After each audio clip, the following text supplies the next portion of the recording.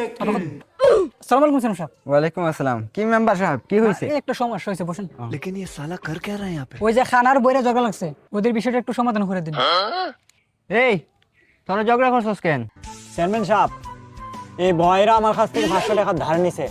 এখন টাকা চাইলেই খানে না শোনার বান ধরে।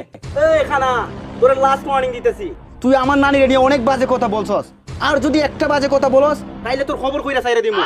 এই ব তুই এত হতা হস করে? এই মেম্বার সাহেব, এর নাম কিতা? রাফি।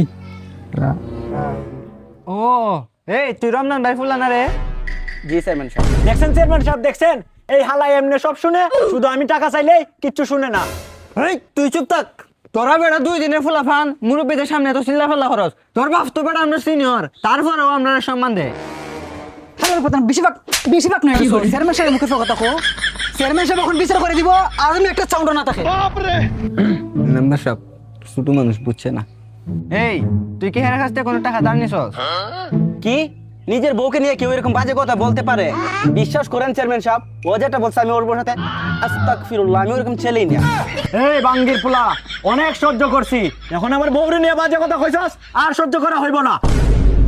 কি চেয়ারম্যান আমার নানি নিয়ে গালি দিচ্ছে? হাওয়ার পুত চেয়ারম্যান। আমি তো বাবা আসিতে দিব।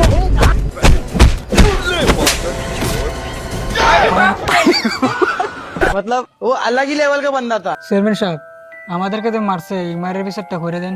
আবারও বিচার? ना भोसड़ी के बेटे, बेटे, ओ बेटा मौज कर दी, हाँ मौज।